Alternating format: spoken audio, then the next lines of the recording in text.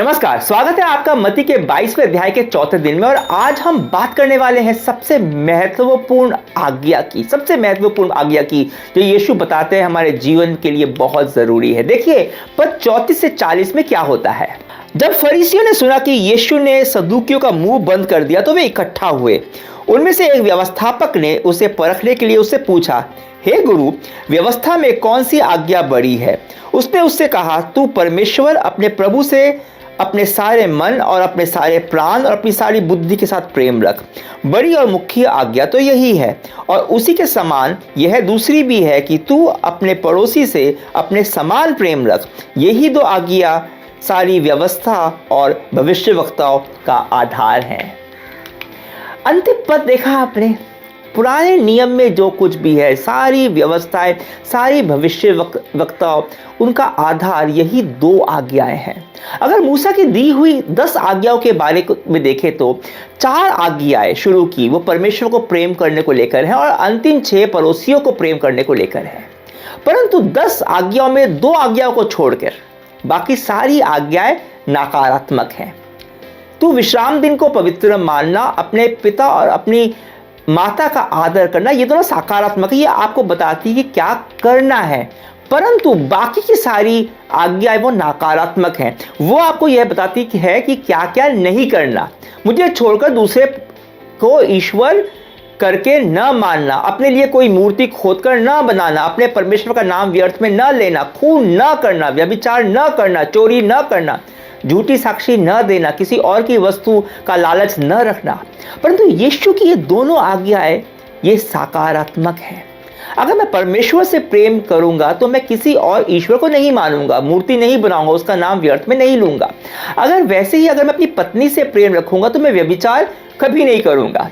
प्रेम सभी आज्ञाओं को खुद ब खुद पूरा कर देता है। और यीशु केवल यही नहीं कहते कि परमेश्वर से प्रेम करो और पड़ोसी से प्रेम करो, वो यह भी बताते हैं कि कैसे करना है।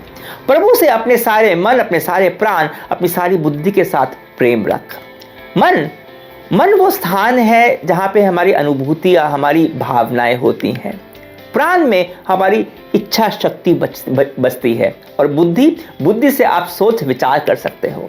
परमेश्वर से आपका एक भावनात्मक संबंध होना चाहिए। भावनात्मक संबंध कैसे हम परमेश्वर से मन से प्रेम कर सकते हैं? जब हम परमेश्वर के हमारे लिए प्रेम को जानते हैं, उसके हमारे लिए प्रेम को देखते हैं, समझते हैं।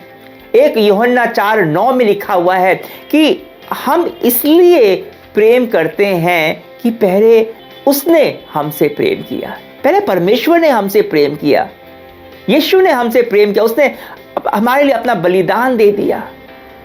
ये हम परमेश्वर के प्रेम को एकमात्र यीशु मसीह में ही पूरी तरह से देख सकते हैं।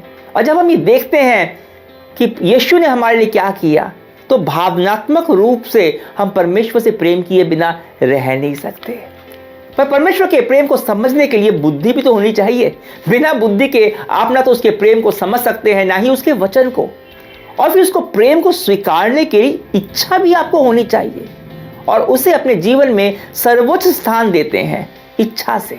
बिना यीशु को समझे आप परमेश्वर से मन, प्राण और बुद्धि से प्रेम कर ही नहीं सकते। जब तक आप परमेश्वर के प्रेम का खुद अनुभव नहीं करोगे, उसको अपनी बुद्धि से नहीं समझोगे और अपने प्राणों से आप नहीं स्वीकारोगे, आप परमेश्वर से सच्चा प्रेम कर नहीं सकते।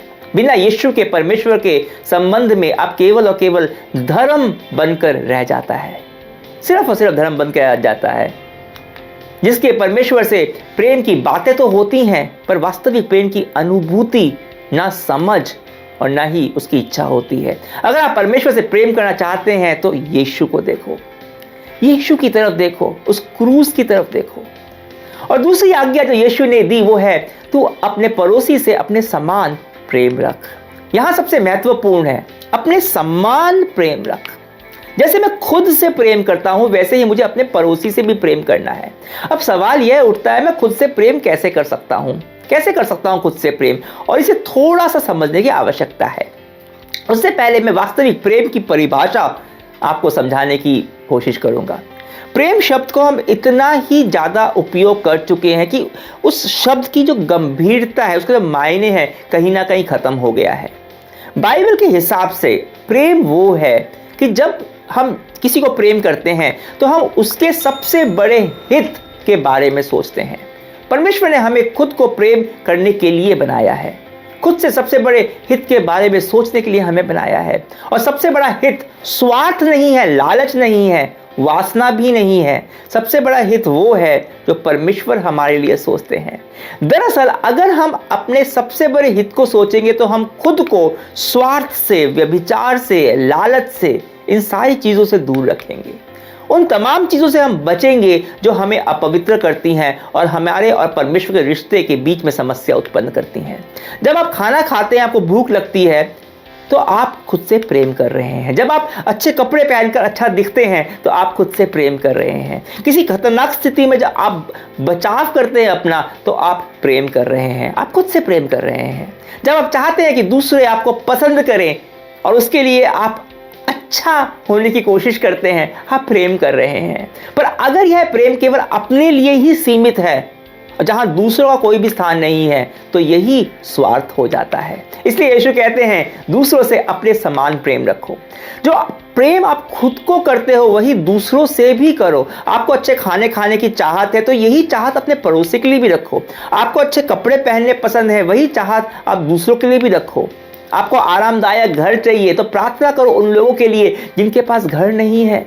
जब आप अपने पड़ोसी से प्रेम करते हो, जब आप उसके सबसे बड़े हित के बारे में सोचते हो, तो आप उसका नुकसान नहीं पहुंचाओगे। आप चोरी नहीं करोगे, आप झूठी गवाही नहीं दोगे, आप क्रोध में आ भी गए तो आप उसे क्षमा कर दोगे। खून करना तो बहुत दूर की बात है। आप अपने पति या पत्नी से और अपने आप से प्रेम करोगे, इसलिए आप व्यभिचार नहीं करोगे।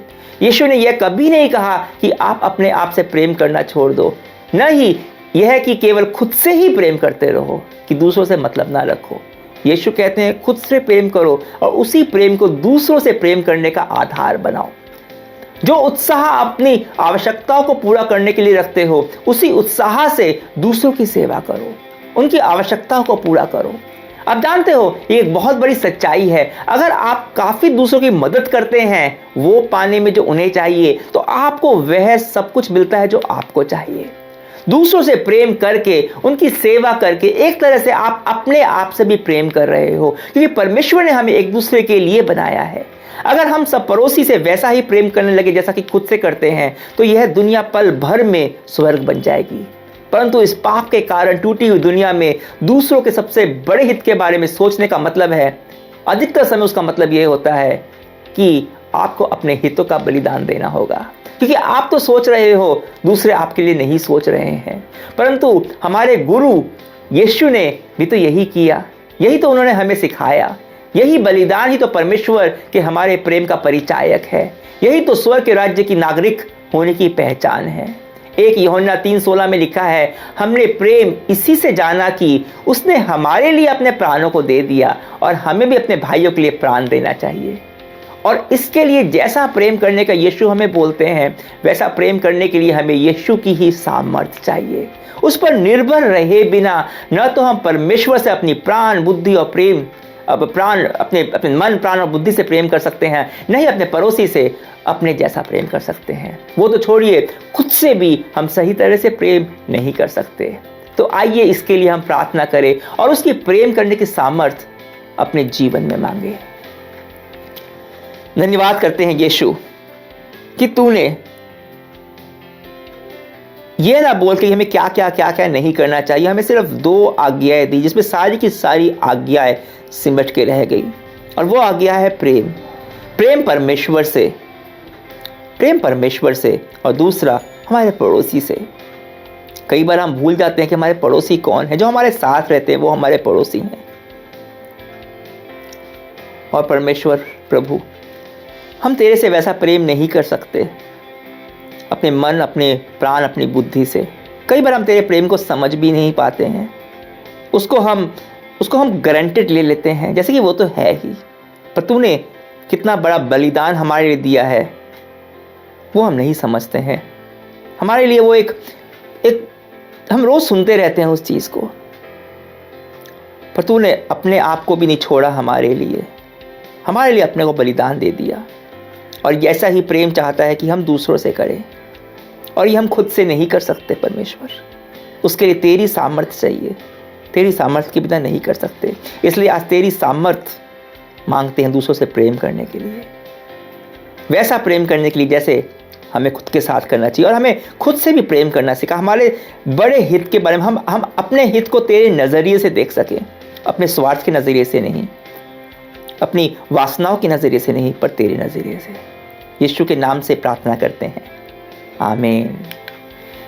अभी तक हमने देखा यीशु दूसरों के सवालों का उत्तर दे रहे थे। कल हम देखेंगे यीशु का एक सवाल जो सबको निरुत्तर कर देता है। तब तक के लिए आज्ञा दीजिए। परमेश्वर की महिमा हो।